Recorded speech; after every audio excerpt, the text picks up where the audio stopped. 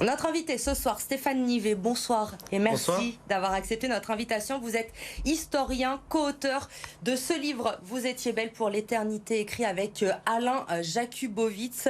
Dans ce livre, vous avez décidé de mettre à l'honneur ces femmes qui ont témoigné entre mai et juillet 87 à la cour d'assises du Rhône lors du procès de Klaus Barbie.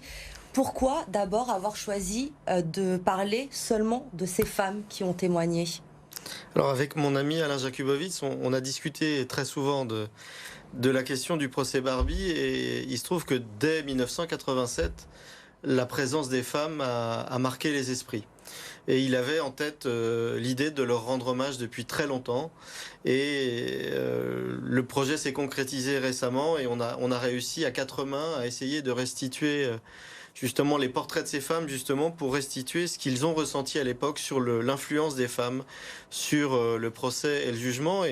Et du coup, on a un double regard qui est celui d'un témoin, celui d'Alain Jakubowicz, et moi qui suis témoin de témoin, puisque j'avais 7 ans en 1987, et évidemment, j'ai pas de souvenir du procès, donc ça permettait de croiser justement les regards et de réhabiliter un peu le rôle qu'ont eu ces femmes lors de ce premier procès de crime contre l'humanité. Et effectivement, c'est ce qui frappe quand on lit ces portraits de femmes, la force des témoignages grâce à Alain Jakubowicz, vous le disiez, hein, qui était l'avocat des parties civiles, un témoin direct. J'étais frappée, moi, par leur force, leur dignité à toutes ces femmes que vous retranscrivez parfaitement dans ce livre. Vous dites à un moment sur certaines qu'elles ont même refusé de s'asseoir le jour du procès alors qu'elles étaient âgées, certaines en mauvaise santé, mais non, elles voulaient rester debout, droite, pour raconter ce qu'elles ont vécu, et elles le racontent avec une précision assez incroyable, l'horreur qu'elles ont vécue alors que ce procès a eu lieu 43 ans après.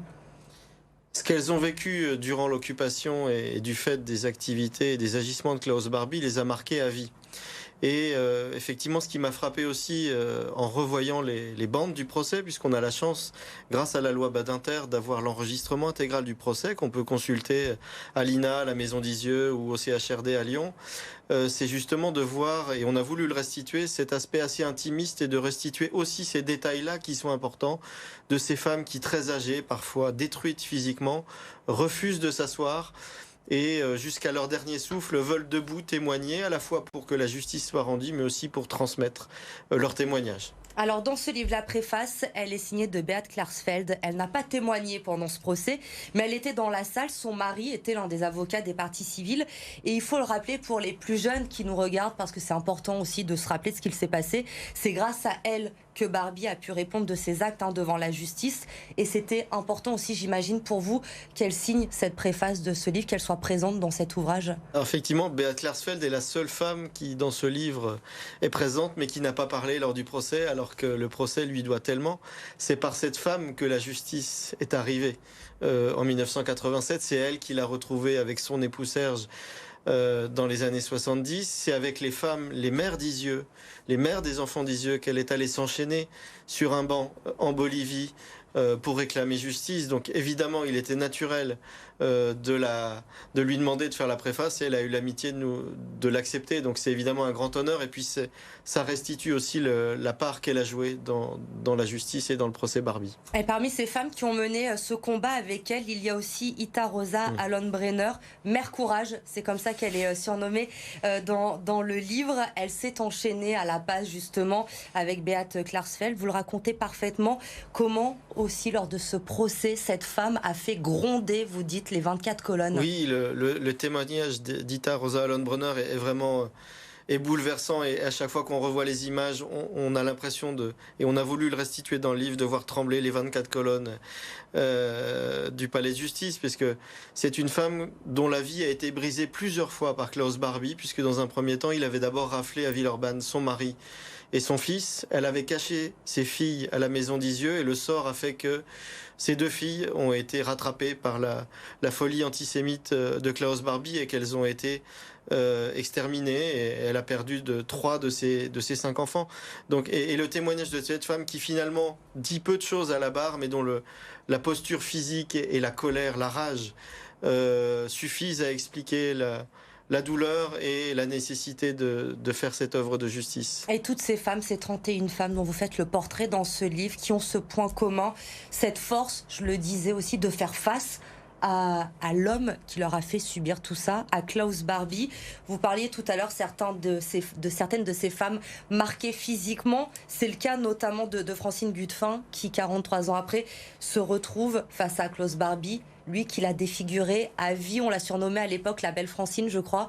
Et on voit, il y a des photos magnifiques dans ce livre, et une photo d'elle notamment, où elle a le visage complètement saccagé par la barbarie de Klaus Barbie. Oui, la belle Francine tenait un restaurant rue des Remparts-des-Nais, et puis un jour le sort a fait que, aidant la résistance, elle a été raflée par la Gestapo et notamment par les Français qui assistaient Klaus Barbie. Elle a été emmenée place Bellecour et elle a été littéralement détruite. Et effectivement, au procès, elle arrive avec des lunettes noires très épaisses et très grandes pour cacher. Et à un moment donné, pour montrer à la cour et aux jurés ce qu'elle a vécu, elle a enlevé dans un geste presque cinématographique ses lunettes. Et là, on découvre l'horreur de ce qu'était la torture à la Gestapo au 33 de la place Bellecour. Alors moi, j'ai voulu retenir aussi une histoire un peu moins dramatique, même si, évidemment, c'est celle d'Eva Gottlieb qui a échappé à la rafle de la rue Sainte-Catherine. Justement, c'était il y a 79 ans aujourd'hui, jour pour jour, cette rafle de la rue Sainte-Catherine. Elle a témoigné également au procès, Eva Gottlieb. Et elle, c'est une partition qui l'a sauvée. Ça paraît complètement incroyable. Il y a 79 ans, à la même heure, le 9 février 1943, Eva Gottlieb a réussi à échapper à la souricière de Barbie en dissimulant le fait qu'elle était juive et effectivement grâce à un stratagème en disant qu'elle venait chercher une partition de musique parce qu'elle jouait de la musique. Et elle a réussi comme ça, sa vie a basculé, elle a réussi à s'en sortir grâce à ça. En revanche, ensuite, elle a quitté la France après-guerre. Elle s'est installée en Israël parce qu'elle ne pouvait plus revenir en France. Et une des seules fois où elle est revenue, c'est en 1987. Elle n'était pas d'ailleurs prévue dans les premiers témoins. Elle s'est constituée partie civile à l'audience. Et il y a évidemment aussi des témoignages très forts quand on parle des enfants d'Isieux. Vous l'avez évoqué aussi, là aussi, ces femmes directes confrontées à ce qui s'est passé avec ces 44 enfants qui ont été déportés. Alors évidemment, le témoignage des mères d'Isieux montre à quel point la défense de Klaus Barbie était déplacée, puisque toute la défense de Barbie était de dire que il s'agissait de crimes de guerre et qu'il s'agissait d'un affrontement typique d'une guerre normale. C'était pas une guerre normale, et quand on déclare la guerre à des enfants et à des mères, on est dans le crime contre l'humanité. Et c'est ce que disent certaines, justement, quand on parle de ces enfants. Non, ils étaient innocents, ces enfants. On ne peut pas leur faire vivre tout cela. Grâce à ce livre, on se replonge dans l'ambiance de ce procès. Un procès historique hors norme à l'époque. Il y a des photos magnifiques des journalistes qui ont couvert ce procès en 1987. 700 journalistes étaient accrédités. Et cette photo qui m'a marquée, moi aussi, j'étais toute jeune à l'époque, j'ai pas forcément beaucoup de souvenirs. Ces milliers de personnes devant les 24 colonnes le 3 juillet pour attendre le verdict. Ça, c'est une photo qui est assez impressionnante. Effectivement, les jurés se sont retirés très tard dans la nuit pour délibérer, et la foule attend dans la nuit de juillet, une nuit où il faisait très chaud, et attendent le délibéré de ce procès. Et les photos qu'on a pu retrouver de cette époque, qu'on a puisées dans la collection de l'éditeur du Progrès, dans la collection de Lyon-Figaro aussi, de l'époque, en noir et blanc, ont permis de restituer aussi la force de ce moment, qui était le premier procès français de crimes contre l'humanité jugé à Lyon, là où les crimes avaient été commis. Est-ce que vous diriez que de sortir ce livre aujourd'hui, à cette époque, ça a une résonance aussi, peut-être?